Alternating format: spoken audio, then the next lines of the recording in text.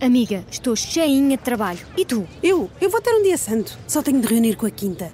E com o catering, o fotógrafo, o videógrafo, os músicos, a florista, a pousada, a celebrante, a designer, a cake designer, o animador, os padrinhos, a maquilhadora, a cabeleireira, a decoradora e os noivos, claro. Depois, tenho a tarde livre. Eish, e como é que vais conseguir fazer isso tudo? Então, quem pode, pode. Com a Vodafone Business, o seu negócio pode tudo. Descubra as soluções smart de colaboração e torne a sua empresa mais produtiva. Together we can. Vodafone Business. Esta é a história do dia da Rádio Observador. Donald Trump virou o mundo do avesso num mês. With us, you start having cards. Right now, you don't. You're playing cards. You're playing cards. You're gambling with the lives of millions of people. You're gambling with World War III. You're gambling with World War III. And what you're doing is very disrespectful to the country, this country. That's back to you. Far more than a lot of people said they should have. Esta é uma discussão transmitida em direto em todo o mundo pela televisão entre Donald Trump, Volodymyr Zelensky e J.D. Vance. Estão na sala oval e Trump acusa Zelensky de estar a brincar com a vida de milhões de pessoas e de estar também a brincar com a Terceira Guerra Mundial. J.D. Vance, o vice-presidente norte-americano, pergunta com um ar acusatório Zelensky se ele já agradeceu aos Estados Unidos pelo apoio. Uma cena, se não inédita, muito rara, de um chefe de Estado a ser enxovalhado na sala oval pelo presidente norte-americano. Zelensky saiu da Casa Branca sem acordo e com uma conferência de imprensa cancelada. Em pouco mais de um mês, Trump conseguiu mudar o mundo, mas terá sido de uma forma muito perigosa para as democracias ocidentais, ou será isto só pessimismo? Vou conversar com Bruno Cardoso Reis, historiador, comentador, autor do podcast da Rádio Observador 5 Continentes, que está nesta altura em Washington. Eu sou o Ricardo Conceição e esta é a história do dia, de segunda-feira, 3 de março. Bem-vindo, Bruno. Ainda está muito frio por aí em Washington? Olá, obrigado pelo convite. Não, já está a ficar mais solarengo e quente, não tanto como em Lisboa, mas enfim, mas isto é tudo relativo, não é? Depois de passarmos dias de temperaturas negativas, uns 10 graus já parecem muito bem. Já quase que pede calções. Bruno, aqui deste lado do Atlântico, quando olhamos para esse lado, temos tido aqui a tendência ou a tentação do queixo cair perante o que vemos e ouvimos vindo daí, da América. Donald Trump virou tudo do avesso aí nos Estados Unidos e já lá vamos ao resto do mundo. Bem, eu acho que é significativo que se fale de forma recorrente aqui de a possibilidade de uma crise constitucional, ou seja, isto, enfim, nos Estados Unidos é algo raro. Os Estados Unidos têm a Constituição mais antiga em vigor a nível global, portanto, a Constituição escrita, enfim, a Grã-Bretanha é um caso excepcional, mas os Estados Unidos têm a mesma Constituição desde 1789 em vigor, obviamente com revisões, etc., mas, portanto, fala-se da possibilidade, por exemplo, de Donald Trump desafiar abertamente ordens judiciais. E fala-se disso porque, por exemplo, aquele que parece ser o seu braço direito, quase que um primeiro-ministro ou um outro presidente, Elon Musk, constantemente está a colocar essa questão no Twitter, por exemplo.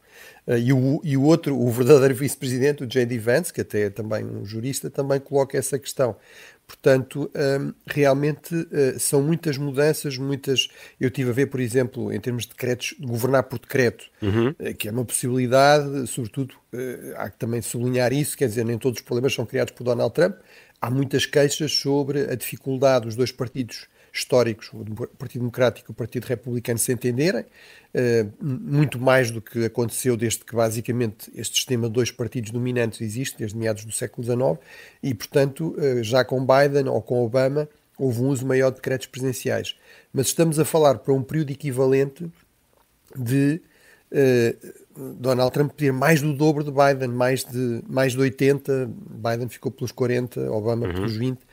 Portanto, há realmente aqui muitas mudanças, um grande uso do poder presidencial, uma vontade de testar esses limites, inclusive também com implicações, enfim, desde suspender todo o tipo de pagamentos do Estado, depois recuou-se um pouco nisso, até acabar com a ajuda externa, até, enfim, despedir funcionários públicos também numa escala que não se vê há muito tempo. Portanto, são muitas mudanças muito radicais. Desse ponto de vista, isso parece-me confirmar aquilo que eu fui escrevendo, inclusive aí no Observador, logo desde o verão, que não só Donald Trump poderia ganhar, mas se ganhasse, viria governar de uma forma muito mais radical, até porque tem neste momento um programa e tem, digamos, uma elite de quadros alinhados com esta ideia de uma viragem populista, nacionalista, mais isolacionista dos Estados Unidos, que não tinha quando assumiu o poder de forma muito inesperada em 2016. E Donald Trump está no poder há cerca de um mês, mas tem sido tão intenso que quase que parece que foi há mais tempo. Quando olhamos para o mundo, Bruno, ficamos a pensar, obviamente partindo aqui de uma perspectiva ocidental e muito redutora, fica aqui este alerta, mas parece que estamos a pensar que no início do ano os russos eram os maus, os americanos eram os bons, que no fim do filme ainda nos vinham salvar das garras dos vilões. E agora, chegados aqui ao Carnaval, quase que somos levados a pensar, e ainda no universo dos filmes, que os americanos passaram para o lado negro da força. É isso? Bem, o Carnaval no fundo, a tradição do Carnaval é esta inversão de papéis. Exato. Não é? Portanto, de repente... então está tudo bem. Mas é suposto ser só por um dia, não é? Exato. Aqui o problema é que parece que será por mais do que um dia e realmente é mais uma vez uma viragem muito radical, não só na política interna, mas também na política externa. Eu diria, se calhar, até mais na política externa. Ou seja, estamos a falar de, basicamente, os Estados Unidos porem de lado aquilo que pareciam ser pilares, e que eram pilares da sua política externa, pelo menos desde o final da Segunda Guerra Mundial. Por exemplo, a importância da lei internacional, o respeito pela Carta das Nações Unidas.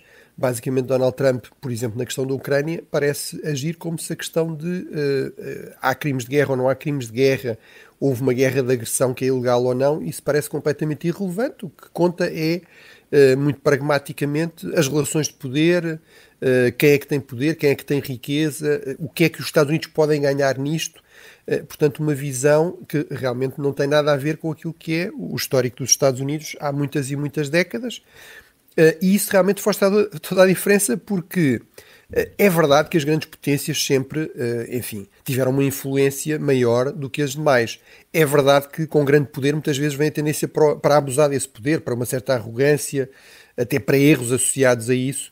Mas apesar de tudo, os Estados Unidos, historicamente, sendo uma grande potência, caracterizavam-se por ser uma grande potência que se limitava mais, se autolimitava mais no uso do seu poder, sobretudo nas relações com os aliados históricos, e também por ser uma grande potência que acumulou uma quantidade excepcional de alianças muito, muito prolongadas durante muitas décadas. Enfim, a Aliança Atlântica, a NATO, é o exemplo máximo disso, desde 1949, mas os Estados Unidos têm mais de 50 tratados de, por exemplo, defesa mútua, inclusive com Portugal, bilaterais. Tudo isso, mais uma vez, parece estar a ser completamente posto em causa por Donald Trump, que, no fundo, vê tudo como numa perspectiva de curto prazo, de ganhos de curto prazo para os Estados Unidos. E, portanto, desse ponto de vista, eu acho que não é exagero dizer que há aqui realmente uma viragem radical, pelo menos tendencialmente, pelo menos naquilo que depende do Presidente.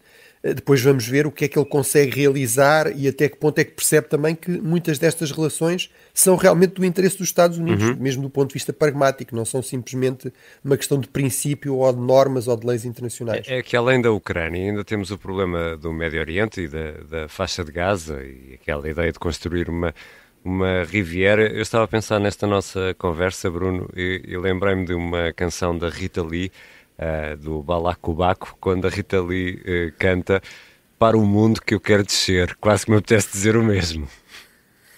Sim, ou seja, é realmente também no estilo algo completamente diferente. Aí já sabíamos que era assim desde 2016. Portanto, Donald Trump realmente é alguém que não para pensar. Nós sabemos, por exemplo, essa questão da Riviera de Gaza não estava no discurso que estava preparado. Portanto, foi mesmo no final? Não, isso não é assim que é suposto fazer-se política externa. Ou seja, é suposto estudar-se as coisas, aconselhar-se, perguntar aos peritos. enfim, mesmo que o Presidente, e isso aconteceu outras vezes no passado, o Presidente, no fundo, o Presidente americano é alguém que tem muito poder, sobretudo na dimensão externa, portanto temos aquelas histórias do Lincoln dizer, pergunta aos ministros a sua opinião, todos os ministros estão contra, e ele diz, bem, são 9 contra 1 e o 1 ganha, não é? Portanto, o Presidente é que decide em última análise. Mas, apesar de tudo, houve um processo de consulta, não é? Com Donald Trump, realmente, nós percebemos que os seus próprios ministros, os seus próprios assessores, etc., em muitos casos não sabem muito bem o que é que ele vai dizer a seguir, inclusive quando são, por exemplo, entrevistados, têm dificuldade muitas vezes em assumir posições porque percebemos que estão a jogar um pouco à defesa, porque têm receio de dizer é errado invadir a Ucrânia e depois a seguir o Presidente Trump, uma hora depois, vem dizer outra coisa completamente diferente e eles ficam, digamos, numa posição de fragilidade e, portanto, desse ponto de vista, isso também é altamente estabilizador. Independentemente do resto, de se achar melhor ou pior isto ou aquilo, esta posição ou outra de Donald Trump, a verdade é que os Estados Unidos, que eram tradicionalmente um pilar da ordem internacional, de uma ordem que eles foram decisivos a desenhar a seguir à Segunda Guerra Mundial, neste momento são talvez dos principais fatores de instabilidade, de incerteza, de crise a nível da economia global, a nível da segurança global. E isso realmente faz uma enorme diferença. E isso leva-nos a uma pergunta, se as democracias liberais ocidentais, tal como as conhecemos, porque os Estados Unidos, no fundo, são os inspiradores destas democracias, são uma espécie de farol de liberdade e democracia para o mundo ocidental, se estas democracias liberais ocidentais estão mesmo em risco. Isto se calhar dava para uma conferência internacional de 3 dias, mas eu aqui preciso de uma resposta num minuto e meio, Bruno. Sim. Eu penso que a questão faz sentido, colocar-se essa questão, porque realmente, por 2 razões. Uma é que as democracias liberais, no fundo, sobretudo na Europa, mas mesmo fora da Europa, sabiam que podiam contar com a simpatia e até com uma certa garantia de segurança da parte dos Estados Unidos, que eram uma potência liberal, democrática, historicamente, mas também eram a potência militar mais forte a nível global, sempre foram das mais fortes, há décadas que eram de longe a mais forte, e portanto isso era uma defesa importante em relação a ameaças externas, enfim, até a destabilização interna, golpes de Estado, etc. Por um lado isso deixa claramente ser verdade, ou seja, Donald Trump não quer realmente saber disso, não quer empenhar tropas americanas, dinheiro americano a defender democracias, seja onde for. Por outro lado, até em termos do próprio modelo de democracia liberal, realmente os Estados Unidos são um grande modelo desse tipo de democracia pluralista, em que não são simplesmente as eleições que contam, quando se vota não se entrega todo o poder a uma pessoa, mas há pesos e contrapesos, há divisão de poderes, há respeito pelo Estado de Direito, pelos direitos das minorias. Ora, Donald Trump é alguém que claramente também tem grandes dificuldades em aceitar esses limites. É alguém que está constantemente a testar os poderes da presidência e que parece ter muitas simpatias realmente por regimes mais autocráticos, ou pelo menos por democracias iliberais, ou seja, no fundo regimes em que há eleições, mas em que quem ganha tenta praticamente exercer todo o poder, sistematicamente está a fazer pressão sobre a oposição, sobre a imprensa livre, etc. E, portanto, também desse ponto de vista, digamos, os Estados Unidos parecem ser cada vez mais um modelo um pouco ao contrário, de reforçar a influência, o peso, o prestígio destes modelos mais iliberais, mais autocráticos. Já voltamos à conversa com o Bruno Cardoso Reis, comentador, professor universitário, especialista em segurança e defesa, e que está connosco a partir de Washington. E no meio de tudo isto, qual será o papel da Europa neste novo mundo?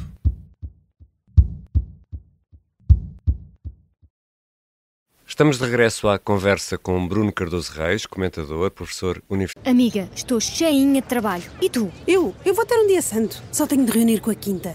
E com o catering, o fotógrafo, o videógrafo, os músicos, a florista, a pousada, a celebrante, a designer, a cake designer, o animador, os padrinhos, a maquilhadora, a cabeleireira, a decoradora e os noivos, claro. Depois, tenho a tarde livre. Eish, e como é que vais conseguir fazer isso tudo? Então, quem pode, pode. Com a Vodafone Business, o seu negócio pode tudo. Descubra as soluções smart de colaboração e torne a sua empresa mais produtiva. Together we can. Vodafone Business. O sargento na cela 7. O homem na cela 7 escapou à morte por pouco. Piratinha do ar. Eu já disse que ele só tem 16 anos. Um espião no Kremlin. Esta é a história escondida de como Putin montou uma teia de poder e guerra. O encantador de ricos. Todos queriam estar com ele. Todos queriam ser vistos com ele e todos queriam fazer negócios com ele. Operação Papagaio. Dão-lhe a entender que o melhor é que também fique calado. Matar o Papa. Crono não está só disposto a matar, também está disposto a morrer. Um rei na boca do inferno. A mansão da boca do inferno está cheia de espiões e informadores, por dentro e por fora. São histórias que fazem parte dos Podcast Plus do Observador. Pode ouvir no site do Observador, nas plataformas de podcast e no YouTube. Podcast Plus é mais do que um podcast. Citário, autor do podcast da Rádio Observador 5 Continentes. Bruno, a velha Europa parece que se distraiu e de repente, quando abriu os olhos, corre agora o risco de ficar sozinha se, por exemplo, a resistência dos ucranianos sucumbir. Sim, ou seja, realmente esta dependência, esta aliança, este alinhamento com os Estados Unidos era algo muito confortável para a maior parte dos países europeus. Enfim, havia sempre um ou outro mais resistente, por exemplo, tradicionalmente a França, mas mesmo aí, ou seja, no fundo, isto permitia, não porque os europeus tenham deixado de gastar em defesa ou não tenham exércitos, porque depois também caímos no outro extremo. E eu aí estou à vontade, porque há muito tempo que defendo que se devia gastar mais e que se tem de gastar mais por uma combinação de razões, uma Rússia muito mais agressiva, mudanças tecnológicas com grande impacto na defesa, não podemos depender tanto dos Estados Unidos ou contar tanto com os Estados Unidos. Mais uma vez também já há anos que eu sublinho que isto do Trump e do trumpismo é algo que vem para ficar, que mesmo o Partido Democrático está numa postura de muito mais retração estratégica. Portanto, há aí espaço para autocrítica e tudo isso, mas é verdade que os europeus, por exemplo, em termos de defesa, gastam tanto, se somarmos todos os países europeus, como basicamente a China, mais do que a Rússia, e só são claramente ultrapassados pelos Estados Unidos, mas isso todos os países do mundo são claramente ultrapassados pelos Estados Unidos em defesa. Agora, o problema é, independentemente de tudo isso, a questão é, com os Estados Unidos menos presente, com dúvidas até sobre o grau de compromisso com garantir a segurança da Europa, realmente, objetivamente, a Europa fica numa situação de maior insegurança e mesmo que gaste mais em defesa, vai ficar numa situação de maior insegurança e, portanto, isso é algo que é bastante preocupante para os países europeus. Aqui a expectativa, enfim, a possibilidade é que esta crise também se transforme numa oportunidade para os europeus, sobretudo coordenarem mais, por exemplo, o seu investimento em defesa, assumirem posições mais coesas também na ação externa, para fazer face a Donald Trump, por exemplo, na guerra comercial, para fazer face à Rússia, e, portanto, que isto seja uma oportunidade para a Europa ser menos palco e mais ator, porque nisso Donald Trump tem uma certa razão, quando dá a entender que a Ucrânia passa-se na Europa, mas que a Europa não é realmente um ator no conflito.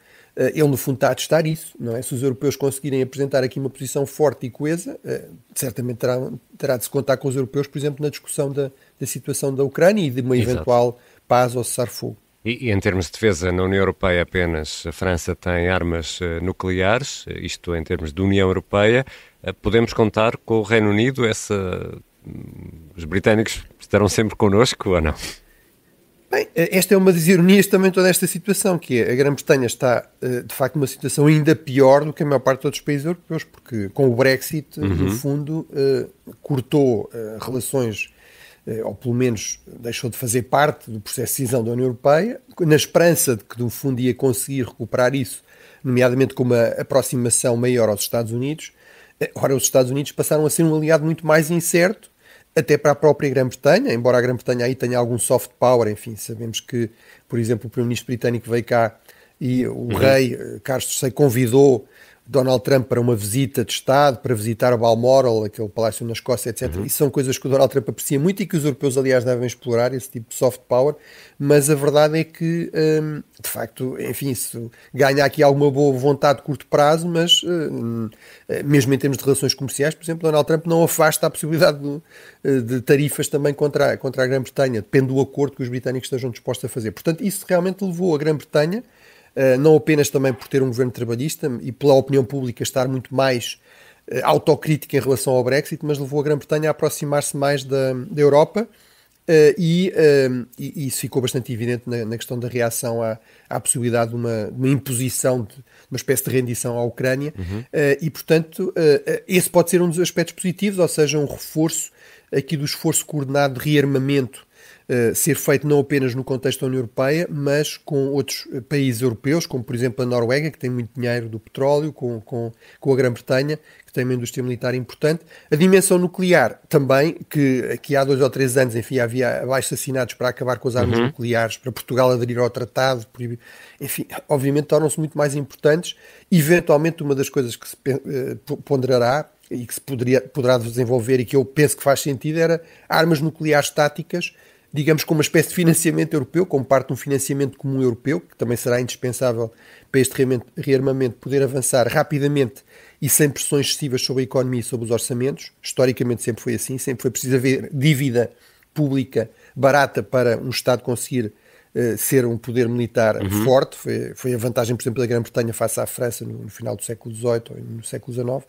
Mas, portanto, aí armas nucleares táticas podem ser uma possibilidade e elas têm a vantagem de se poderem deslocar rapidamente para qualquer parte da Europa e, portanto, isso servir como um mecanismo adicional de dissuasão em relação a uma Rússia mais agressiva. E Keir Starmer, o primeiro-ministro britânico, no fundo poderá assumir aqui um papel relevante, eu diria, ao lado de Emmanuel Macron ou mesmo em vez de Emmanuel Macron?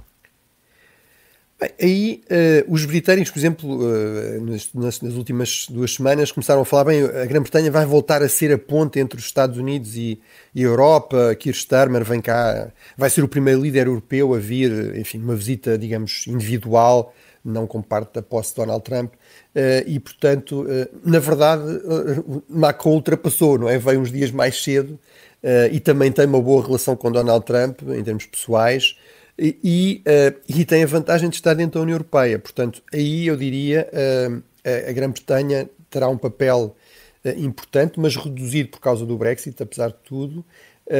Os países europeus que terão aqui um protagonismo maior serão necessariamente os países mais importantes no seio da União Europeia, nomeadamente a França, a Alemanha, a Itália também, até um pouco pela dimensão ideológica. Meloni tem mais proximidade ideológica com Donald Trump, mas parece, ao contrário de outros como Orban, realmente apostar na coesão no seio da União Europeia e continuar a apostar numa Itália mais forte no seio da União Europeia e, portanto, eu diria que esses me parecem ser aqui os protagonistas que terão um papel mais importante e, nomeadamente, também o novo chanceler alemão, que à partida já sabemos ser Friedrich Merz.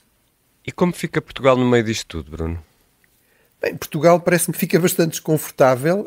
Eu penso que não só Portugal, mas muitos europeus e muitos líderes europeus estavam um pouco em negação em relação ao segundo mandato de Donald Trump, no fundo na esperança de que não acontecesse, ou se acontecesse fosse um pouco como o primeiro mandato. Ora, estou à vontade porque fui escrevendo, dizendo isso muitas vezes, não vai ser, ele tem condições para ser muito mais radical, tem um quadro, digamos, de jovens que estão completamente alinhados com ele, portanto não vai ter ministros comprometidos com as alianças tradicionais a bloquear coisas. E portanto aí parece-me Portugal, como outros países europeus, se calhar se podia ter preparado mais para um plano B, que sendo desagradável é necessário. Eu diria, tem de se apostar mais no minilateralismo fora e dentro da União Europeia, já é isso que estamos a ver, estas cimeiras improvisadas em Paris. Não é preciso que todos os 27 estejam sempre de acordo e aí Portugal tem o mais possível tentar fazer parte disso, juntamente com Estados com quem tem convergência de interesses e de valores e até de afinidades geográficas, económicas, etc. Portanto, aí acho que realmente a relação com a França, enfim, tivemos agora Macron também em Lisboa, é muito importante, com a Espanha, com outros países do Sul e com os países também mais atlantistas, mas sem ter ilusões sobre a possibilidade de manter a relação com os Estados Unidos tal como ela tem sido até aqui. Apesar de tudo, Portugal tem uma vantagem que é, em termos geoestratégicos, é importante para os Estados Unidos, sobretudo se Donald Trump não se lembrar de tentar anexar os Açores, não é? Portanto, realmente os Açores são fundamentais para os interesses, para a defesa dos Estados Unidos, portanto, até em termos bilaterais, continua a haver aqui argumentos para haver uma boa relação. É um ótimo sítio para fazer escala com aviões, não é? Portanto, exatamente. Para controlar o Atlântico, que é mais um protagonista, mais um palco também desta crescente tensão com a Rússia. Mas eu diria aí, eu percebo uma certa estratégia de discrição, ou seja, não sermos um alvo evidente e muito visível no contexto atual de um certo caos não é mau.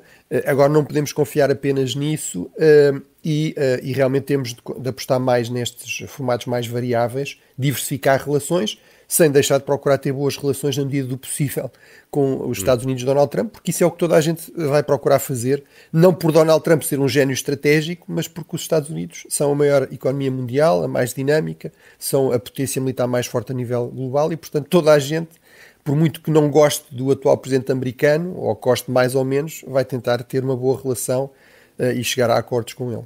Bruno, é carnaval, é tempo de folia, até porque vem aí o tempo de carestia da quaresma e depois desta conversa, não sei, eu fico um pouco pessimista e a pensar que este tempo de renúncia, de angústia, não vai acabar na Páscoa, já que estou tão forte nas metáforas, como se diz na Guerra dos Tronos, o inverno está a chegar, Bruno? Sim, eu temo que sim, ou seja, parece-me que, apesar de tudo, a Europa e Portugal, no contexto europeu, será das zonas mais seguras e isso pode ser uma vantagem. Ainda recentemente estava a falar aqui com um empresário americano que, por exemplo, gosta imenso de Portugal e cada vez mais há americanos a pensar em Portugal como uma espécie de refúgio em relação ao caos político interno aqui, em relação às ameaças externas. Certamente para a Rússia Portugal nunca será um alvo prioritário, mas eu diria que a retirada dos Estados Unidos, independentemente aqui de Donald Trump, gostarmos mais ou menos do estilo, simplesmente o facto dos Estados Unidos estarem menos presentes a nível global, de se pôr a hipótese, por exemplo, de retirarem completamente as tropas da Europa e de fazerem isso em outras regiões, isso vai criar vazios de poder que nós sabemos que historicamente sempre levaram a conflitos, ou seja, isso vai levar outras potências a tentar preencher esses vazios de poder, a afirmar-se como potências dominantes a nível regional ou global e geralmente isso leva a conflitos, muitas vezes conflitos armados. Isso ainda pode ser agravado se a conclusão da guerra da Ucrânia for, no fundo, uma espécie de normalização das guerras de conquista. No fundo, isso levaria outros países que se sentem fortes e que se sentem injustiçados em termos, por exemplo, de território, não é? De reclamações de território, etc., a avançarem para uma solução militar para isso e, portanto, penso que teremos muito mais conflitos armados e temos depois ainda a dimensão económica, ou seja, um mundo mais fechado, mais protecionista, à partida, cria mais riscos para a atividade económica, ou seja, mais inflação, menos investimento, portanto, mesmo em termos económicos, podemos ter também um período de maiores dificuldades. Obrigado, Bruno. Obrigado, eu. Bruno Cardoso Reis é o autor do podcast da Rádio Observador 5 Continentes. É professor universitário, investigador, especialista em segurança e defesa. Esta foi a história do dia. A sonoplastia é do Artur Costa, a música do genérico do João Ribeiro. Eu sou o Ricardo Conceição. Até amanhã.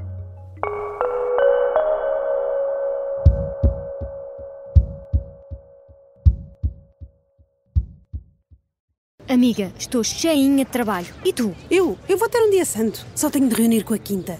E com o catering, o fotógrafo, o videógrafo, os músicos, a florista, a pousada, a celebrante, a designer, a cake designer, o animador, os padrinhos, a maquilhadora, a cabeleireira, a decoradora e os noivos, claro. Depois, tenho a tarde livre. Eish, e como é que vais conseguir fazer isso tudo? Então, quem pode, pode. Com a Vodafone Business, o seu negócio pode tudo. Descubra as soluções smart de colaboração e torne a sua empresa mais produtiva. Together we can. Vodafone Business.